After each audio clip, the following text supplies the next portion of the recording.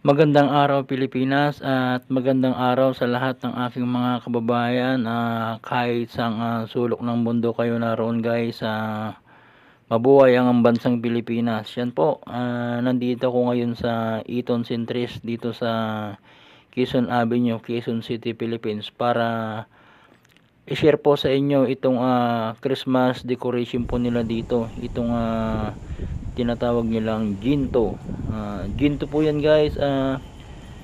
Kasi kung babasahin parang ginto po, pero ang tawag po dito ginto. Parang ito po yung whiskey na alak po. Yan, ginto, whiskey na alak ito guys. Kaya kung makikita po natin dito itong ginawa nilang Christmas decor po nila dito ay mga banga po. Yan, mga banga na lagayan po ng alak.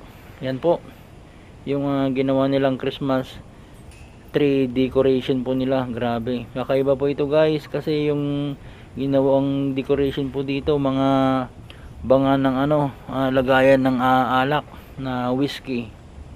Dahil nalalapit na po ang Kapaskuhan itong December 25, kaya naman sa buong Pilipinas lahat na po ng bayan, lahat na po ng lugar, may kanya-kanya na po tayo mga Christmas tree decoration po sa ating mga lugar. At ito naman po ang ginawang Christmas tree po dito, ang mga banga or basyo ng mga alak po dito sa Eton Centris. Yan ang ginto, ibang ginto sabi niya po dito guys. Yan yung Christmas tree decoration po nila dito guys. Ang ganda po nito, lalong lalo na po sa gabi kapag binuksan po yung ilaw nito. Talagang kitang kita mo yung ganda ng Christmas tree decoration ng Eton Centris guys. Yan po, yan, napapalibutan po siya ng mga tabla po. Yan, tabla po yung nilagay po nila dito sa ibaba. At dyan po sa pangalawang palapag, mga lagayan na po ng alak. Yan po, yung mga basyo or banga. Yan po. At napakarami po ditong namamasyal lagi po dito sa Eton Centris po, lalong lalo na kapag araw po ng Sabado at Linggo. At talagang tinatangkilik din ito ng mga kababayan natin dito sa Quezon Avenue para puntahan po itong Christmas tree decoration ng Eton Centris guys. Yan, at marami din po ditong mga restaurant guys, kagaya ng itong restaurant na ito guys. Yan, at ito yung sikat na bilihan po ng mga gamit po sa motor. Yan, ito po, lalapitan po natin para makita po natin yung mga Christmas ball po niya guys. Yan po, yan po yung mga banga guys kung makikita nyo, at yung mga bilog-bilog po ng Christmas decor po. Yan, at mamayang gabi titignan po natin yung mga ilaw nito guys. Yan, ito po yung Moto Market. Yan, mga original po yung mga mabibili dyan lahat guys. Yan, yan po yung Christmas tree decoration po nila guys. Ang ganda. Yan,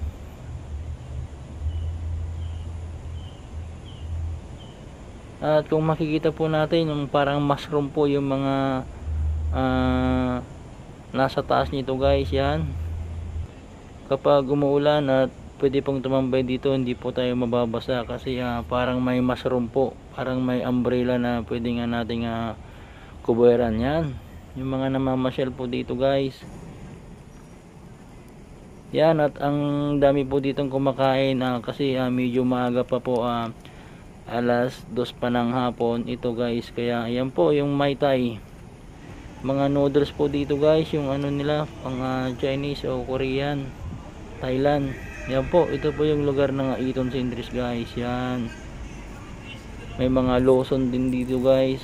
Lawson, 7-Eleven, Jollibee, McDo, Torch. Yan po yung unlimited po ng sikat na kinakain po ngayon dito guys, yung kimchi, tsaka yung sangyup guys. Yan, unlimited po yan guys, at marami din ditong kumakain.